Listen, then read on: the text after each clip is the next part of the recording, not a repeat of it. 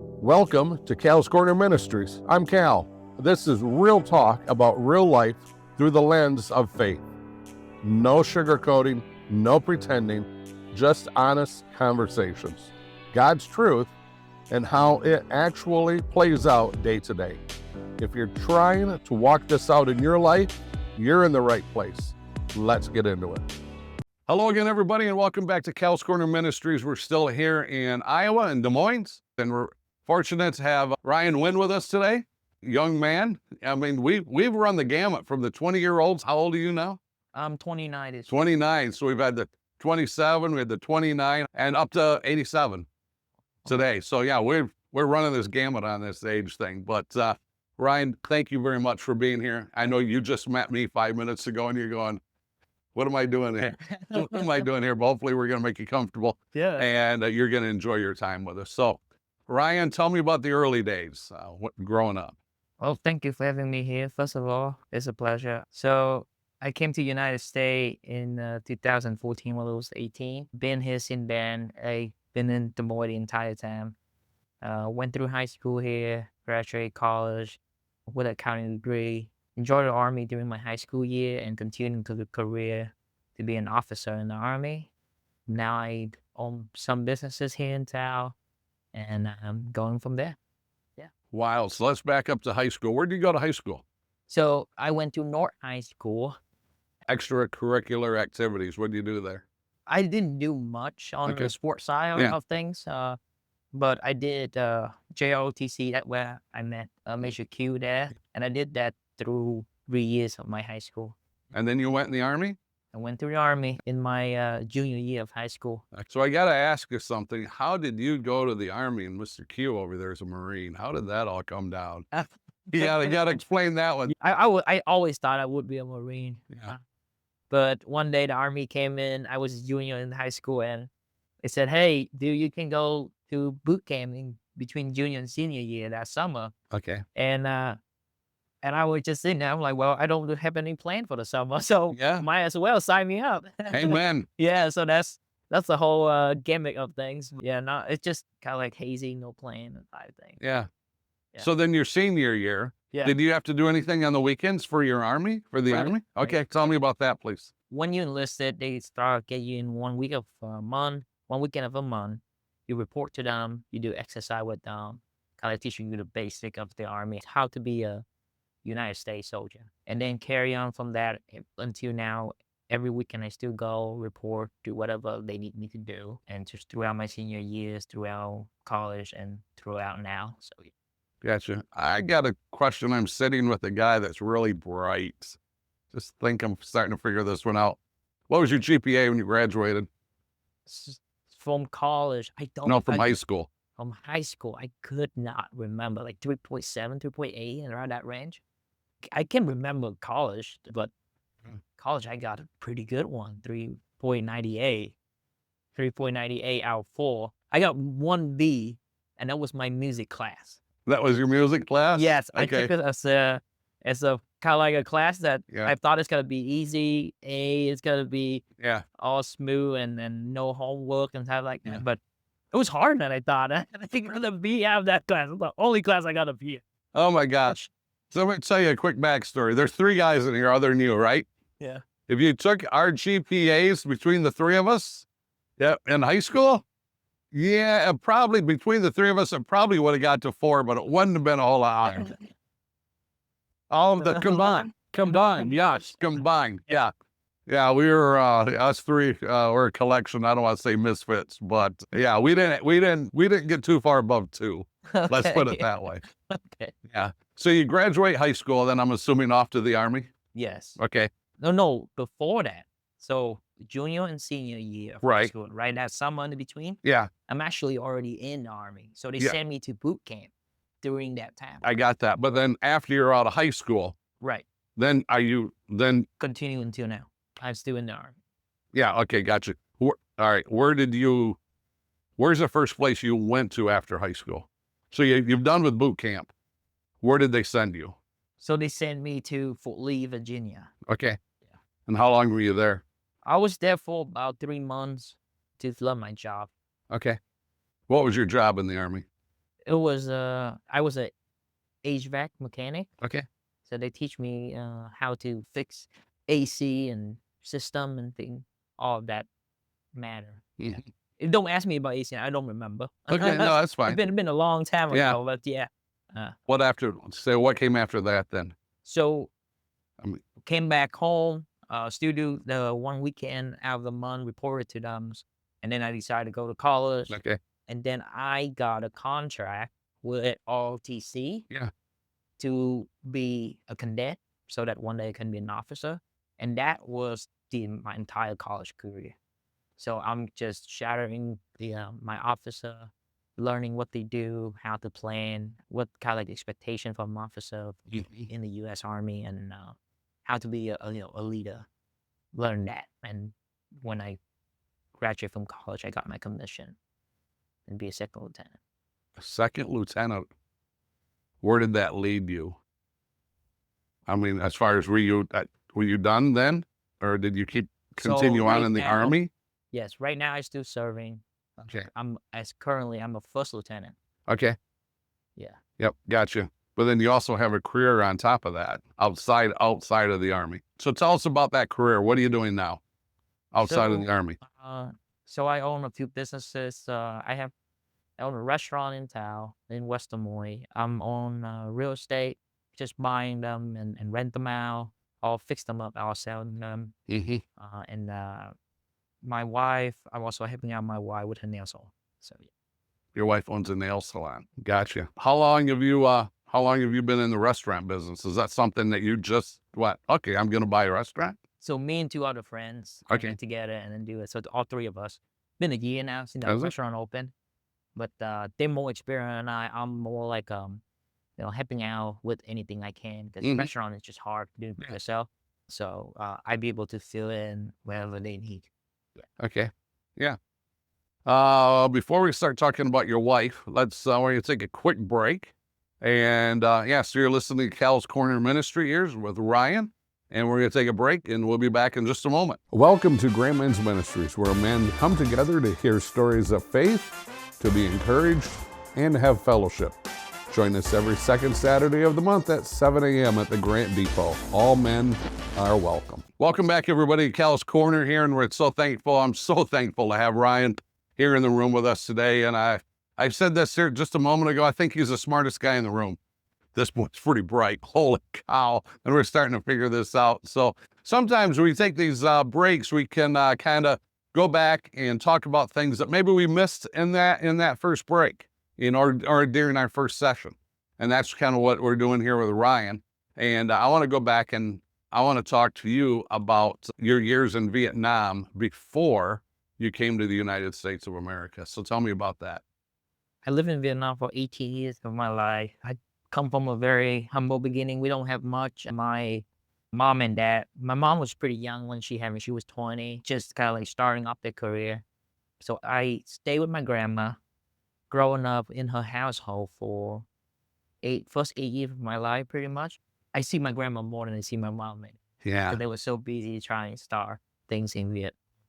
Everything is food is very expensive compared to the income over there. So, we in the household pinching dollars. Hey, so life was different. It's not abundant Okay. to here. Then grandma leaves to go to the U.S. She got sponsored by her dad, and I came back live with my mom, my dad for a couple years, Mm-hmm. and then my dad also got sponsored as a worker to United States. Okay. So probably seeing 10, I would barely see my dad. My dad would work in the U.S., send money for us in Vietnam. My mom would taking care of her, take us to school, and kind of like take care of the house by herself. I see my dad probably once a year, also for maybe a month, uh, and uh, and just focusing on studying, focusing on just being a good student in school. Things that is a big thing for my mom and dad. They want me to very focus on my study. And again, every that money sitting from my dad was we need to save it. We need to conserve it. We cannot be wasteful. Yeah. That was kind of taught to me by my mom too. Is how can you stretch your money to further? to meet your need, but don't overspend. Be careful with that, things like that. So my kind of like my money mindset was coming from my my earlier age with my mom, where she's have to live humbly and stress her money from that got from my dad. Gotcha. So, talking with Phil and Sean, I realize you have a great entrepreneurial spirit. But before we go down that road, tell me about your friends that you had back in Vietnam, and what was it like leaving your friends, your childhood friends? You had Right. all these Yeah. friends for all these years. Yeah. Now you're going to the United States. Yeah, I miss my friends. I mean, I came here knowing nobody, don't even speak the language that well, and basically had to start from the beginning. I miss my friends. First year was pretty tough. Yeah, we do, kid. They go around town. They try to find fun things. My town, when I grow up, we have a beach, so every Saturday and Sunday, me and my friend would go to the beach and just hanging out over there. We would buy like Coca-Cola. We love Coca-Cola, and everybody would pitch in money, because we don't have. It's like 3-4 of us, and we had to pitch in money to buy one Coke bottle and share among 4 of us, and we take turn. We take turn like that. So like, oh, today you can do Coke, right? Because that guy like Coke, but then I like Fanta, or like the other guy like Sprite. Wow. Then you got to pick. But every single time we buy it, it's only one bottle between 4 of us, and everybody pitch in the money, because you just, as a kid, you don't have much. So, but those are the things that you remember. And those are the things that kind of like connecting people together, connecting us together throughout the year. And yeah, I always consider myself more fortunate to them, because I got the opportunity to go to the U.S. and start my life from the beginning. They don't have that luxury. Some of them branching off, doing their own things. Some of them successful, some of them don't. Things like that. I don't talk to them that much anymore. Just the distant part. Yeah. But yeah, still the memory is still there. Do you tell them when you do talk to them to try to get here? It's very hard. It was a process. It took us 7 years from the day my dad put in the application through the day to the US. What was that adjustment coming from Vietnam, where you got to claw and scratch, Yeah. to come to the United States, and then all of a sudden, Coke is 99 cents, Yeah. and it's easier to get a buck, or your buddy's got a buck and he buys you one for yourself. It was What was great. that adjustment like? Yeah, the first week experience was great.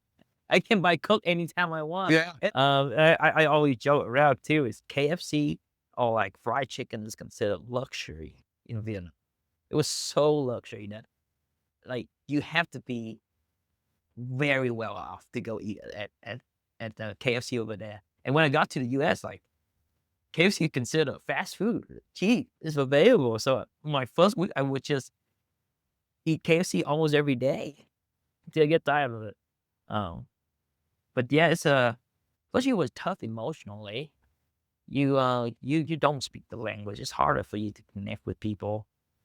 Go to high school to kid in high school is not. Sometimes they can be rough on the edges, especially for a guy like me. So I didn't get along with anyone my first year. But yeah, so that was a challenge until I went and did JOTC in North. That when I find someone I can connect it. Like Major Q was a mentor to me. The group there was very welcoming. Met a few friends there, and they kind of like teach me the way. Yeah. How to live like American. I want to go back to when you come here, kind of like the food. I like food, which is pretty obvious. Yeah. What's the one thing that you found that America had that Vietnam doesn't have? That you went, oh my gosh, this is the greatest thing ever. That's the greatest thing ever. Yeah. Oh, okay. Yeah, because I imagine like you have the Burger King and McDonald's, you got KFC, probably Yeah. Taco Bell.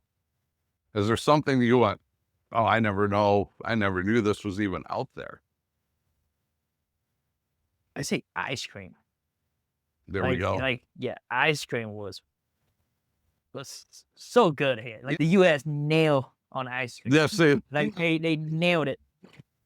Like the first time I tried ice cream, I think it was uh, there was a play in the South Side, frozen. Forgot what custard, frozen custard. Well, frozen custard. Yeah, it was. They give you this giant scoop for a small one. I'm like, there's no way it's a small one. No, that is the small one. I kind of argue with the person who bought it for me at the time, my cousin who bought it for me. Like, no, there's the smallest side, and it's to me it was giant, and it was so good. It was ridiculously good. Maybe silly question. Did you never had ice cream in Korea? Oh, in Vietnam? I'm sorry, in Vietnam. My bad. No, we do. It's just not that good. That's There was okay. yeah, it was not that good compared to here. So you guys nailed it there. And then maybe steak, but beef. Yeah. Like I remember we eat barely had to be in the household. It's very expensive. Yeah. And then you eat like you slide them very thin because you're trying, you don't want to indulge yourself in the whole piece of steak. It's so expensive to buy it over. But your beef over here, everybody have a steak. Everybody, enjoy medium rare steak. Never had medium rare in my life, and never go back. Yeah, there's 3 guys in here that had prime rib last night, I think. Did we not? Prime rib, Yeah, yes, prime rib. Oh, yeah. awesome. Yes. Yeah. So wow. Americans know how to do ice cream. They know how to cook this. Yes. That's And then no. when you probably land here, you're driving into Des Moines and you're going, cow, cow, cow, cow, cow. Cattle all over. So it's so easy for here Yeah. to grab a burger or have a good steak. People say it's a privilege. For me, it's a culture difference. Like I said, it's not as abundant compared to here. So Vietnam is definitely not that. Outside of your friends, what do you miss about Vietnam? I miss the food still. I love the food there, the way they cook and the flavorings of things. I miss the street, the noise. It's very noisy. Like it's like people live right next to each other, just wall after wall after wall. Very density in the city. So, you sit in the room, you can hear motorcycle on the street. I meet the beach. I grow up next to the beach, and just home. It's home when you go back. I went back last year and it feel like home. It feel like I never lived. Gotcha. So I live in West Michigan. Okay. I have no neighbors for a quarter of a mile because I still live on our farm. So a quarter mile before my next 2 neighbors. Oh. And we're 30 minutes from the beach. And we have great Lake Michigan. Yeah. Which is beautiful, and the sand is gorgeous, and yeah. You would love Vietnam then. I love Vietnam. Okay. There's no blame for you. Yeah. Right. Yep. This be great for you. Yeah. I gotta ask, the restaurant you own, is that Vietnamese food? Yes. Does it taste relatively the same? I say like we try to. Yeah. Try to like 7 out of 10 out of the similar taste. We're trying to, but again, you have to adjust it a little bit. So the local can taste it. Like I cannot cook the exact same way how Vietnamese people eat because the local might not like that way, or they're not being introduced like the way I know about food. So you have to tailor yourself a little bit to your client. You come here, you go to high school, go in the Army, and now you're not even 30. You have you have houses, you have a restaurant business. You really have become an entrepreneur here in the United States, and the ability to do that. But in order to do that, you got to have a little hustle. You have a little moxie. You got to have that makeup that I'm going to go out. I'm going to succeed. I will succeed. Where did that come from? Is that good question? Did that follow you from Vietnam? Is that something that you got here? That's a really good question. I cannot really pinpoint like a band or like a trade that was, really speak to my mind. I think it's a series of things, right? So my grandma, she was to keep the food on the table. She's selling fish sauce in the local market. Just to set up a little stall and she sell it to the local market. That's how she keep money on the table as a woman. Yeah. So I got some of that from her. Like I've been involved in the way of, okay, business, how the money coming in, how she buys supply, Mhm. buying, selling it, so you can make a profit, things like that, right? Then came here. My mom and my dad also always try like shape me the way how I think about money. Like, okay, you can save money, but what you doing with that money that you save? Okay, saving money is a principle, right? And then if you execute a principle well, you gotta have money to do something else. Now, what is that something else? Are you growing, using that money for vacation, using that to school, using that for investment? And they kind of like telling me to, okay, you gotta invest more, invest more, because they missed that opportunity when they was young. They say, hey, you gotta put in money in like a stock market, put it in gold.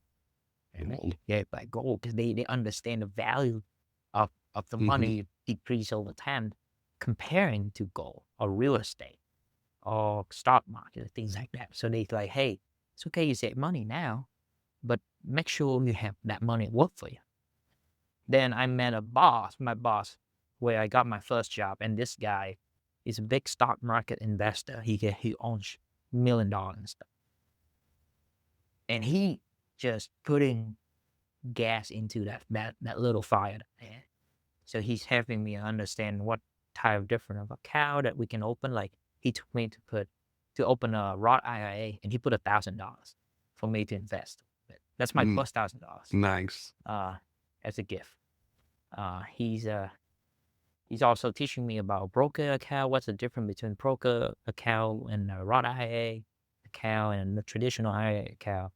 And then and then it just sparked. And then like I remember I started like he making me read the journal, the Wall Street Journal every time I see him. Like he would be like, "Hey, what's going on in the market today?" And I had to come up with like 3 bullet points. No kidding. And he's just my boss. I'm just a server in a restaurant, and he's just my boss. He's my manager and supervisor, and it's just making me doing that. So now I become interested in the stock market and how market reacts to certain news and things like that, and it's just grow and grow and grow and grow. But that's how it began, and that's how investing began for me. You were blessed three ways because you had a mom and dad that talked to you about money. Right, And then you have this boss that, for lack of better words, takes it to the next level. right. Yeah. Also, like I tell Major Killer many time, like he's also a mentor to me at Mhm. the very beginning, Yeah. and it's good luck that provide me. Like there's no way I'd be able to connect with Major. If you look at our profile, as two persons, it's very hard to find a connection. But somehow, some way, I saw people walking in school with the uniform. I was not getting along with anyone because I don't speak the language. But I see people wearing uniform, and I think it's cool. So I decided to sign up and then just try it. And kid in there was you got hundreds of kids in the program. So Major Q, for some reason, he like, hey, let's spend some time with this kid. So I was lucky I have the badge, I guess, and got that mentorship from him from the early on. And like you said, my boss, he teaching me investing and stuff. Mhm. So, like you saying, it just, I don't think I do it purposely. It was just the series of things Mhm. that led up to it that is not in my control. Amen. Yeah. Yeah. But yeah, he also seen Christ. That Right. he laid that whole foundation. But he put all those, Major Q, the whole nine yards. He put all these men in front of you and your parents and all that because they seen something special in you, which you can see. I can see in the 30 minutes I'm talking to you. You have something going on. Major Q was telling me before you walked in, you're going to like this guy because he's special. And I can see it now in 30 Yeah, minutes. thank you.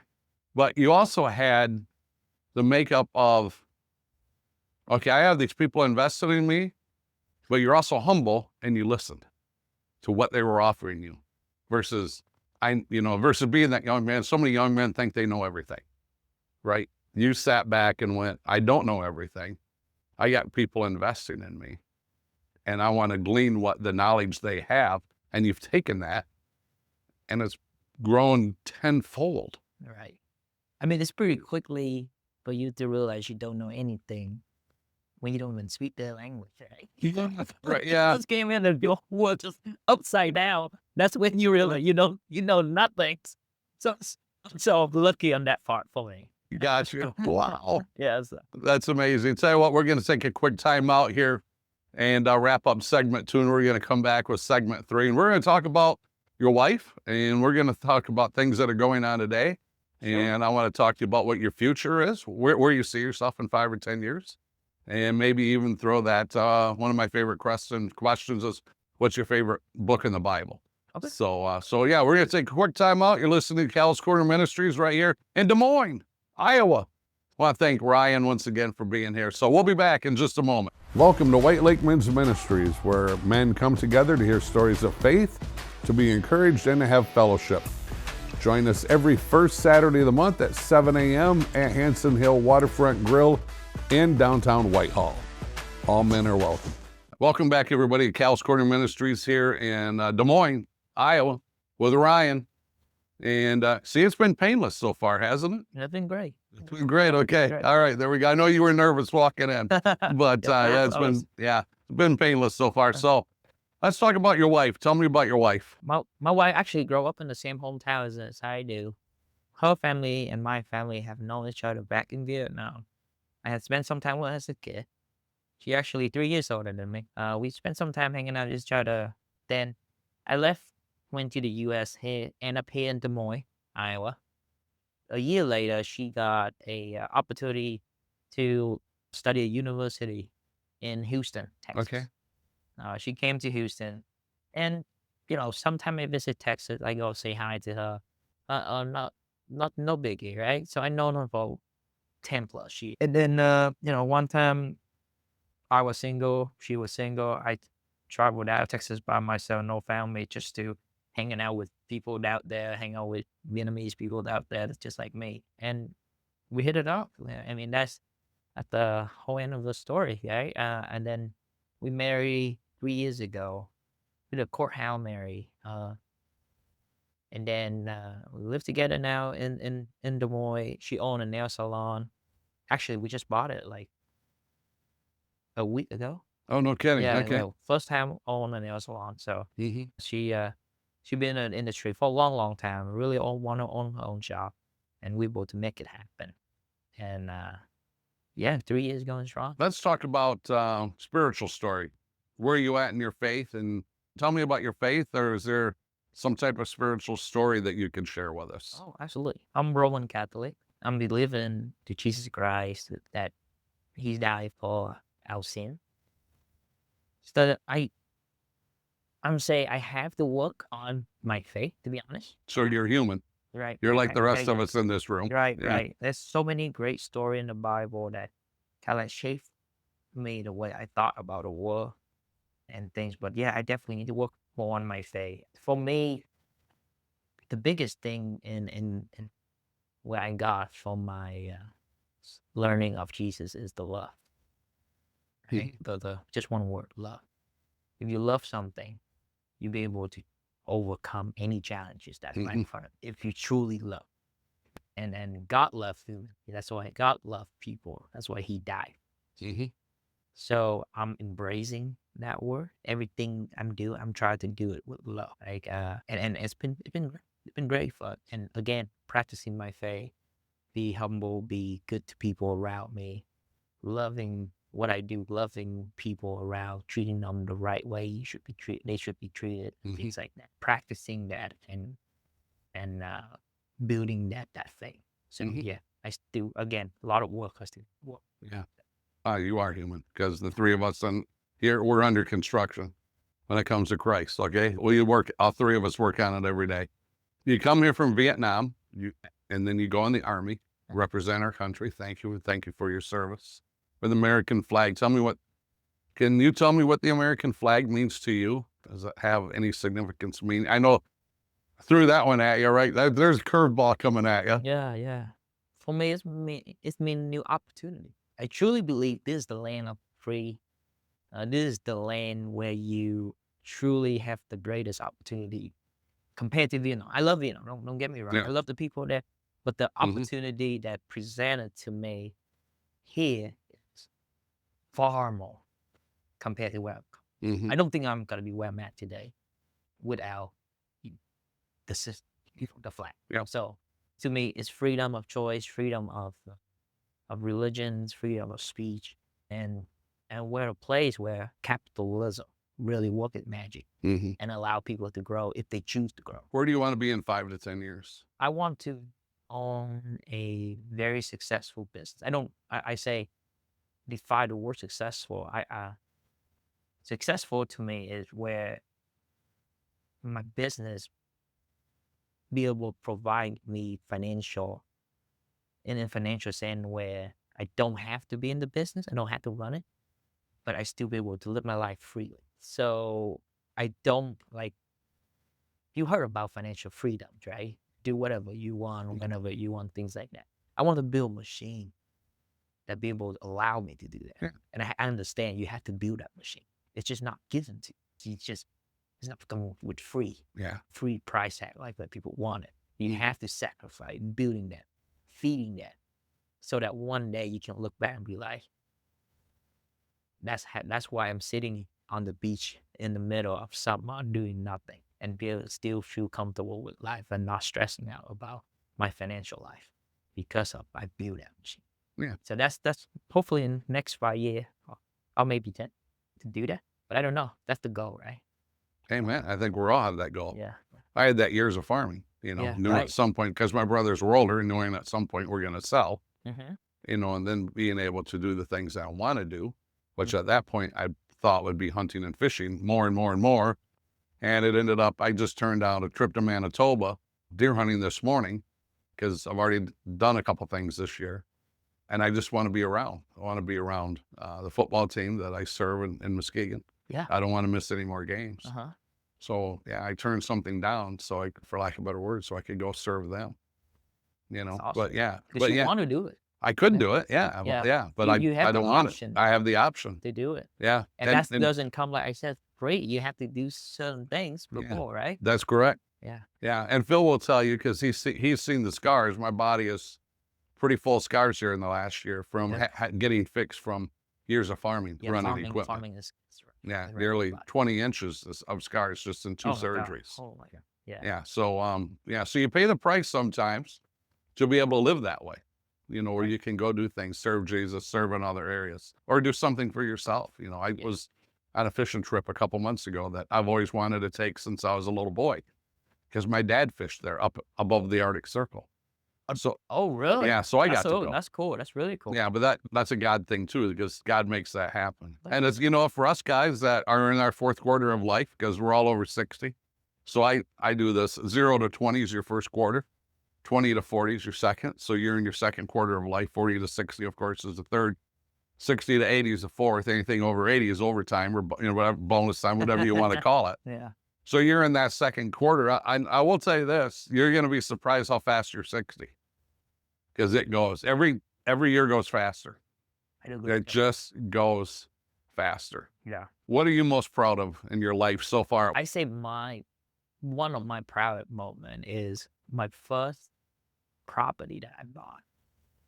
I always have a goal at buying a property for myself right after college. So like right after college, you gotta buy a property. 5 months before I graduate from. Oh, you already had 6 months. 6 months before I graduate college. I bought my first property.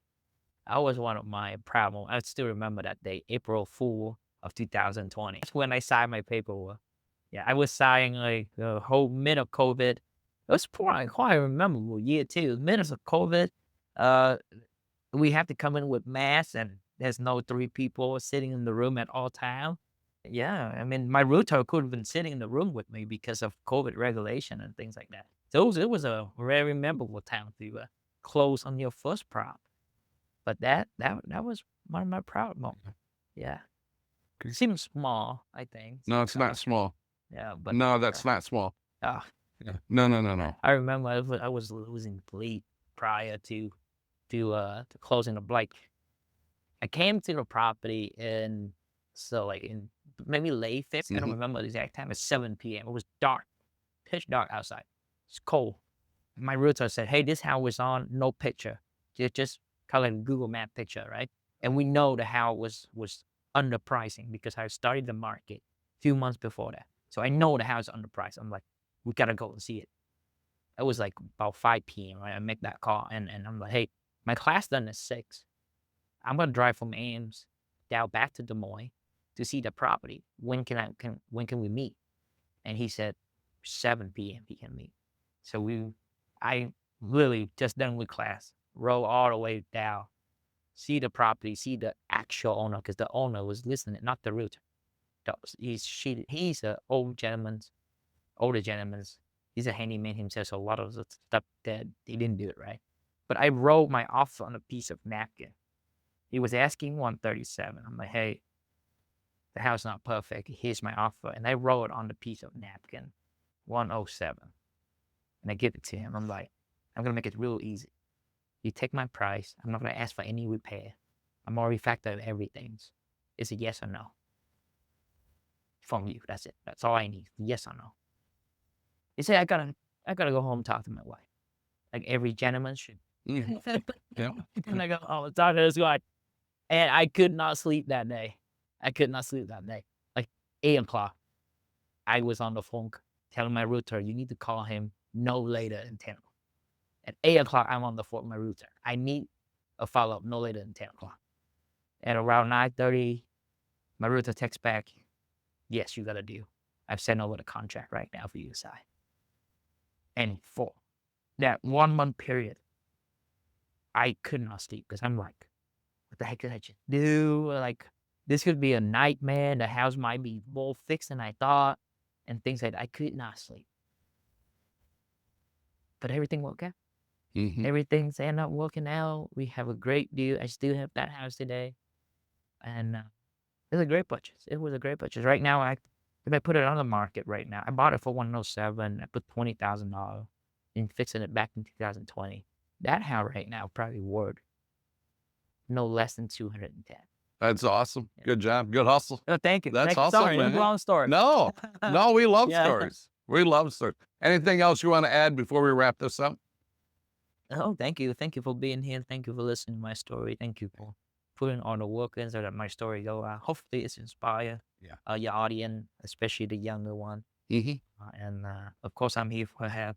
If you want to grab contacts, you know where to find me and things. So if you ever need anything, just let me know. Okay, that's awesome.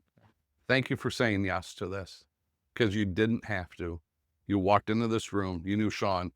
I don't think you knew Phil. You certainly didn't know me.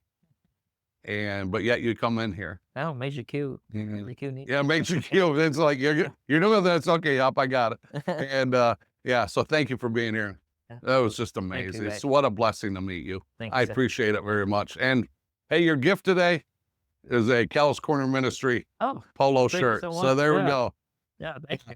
Thank you, Cal. You bet, buddy. So that's we're going to wrap that up here with Ryan. Once again, thank you to Phil and Ariel, Sherpa Leadership, making this all possible. And we'll see you soon. God bless.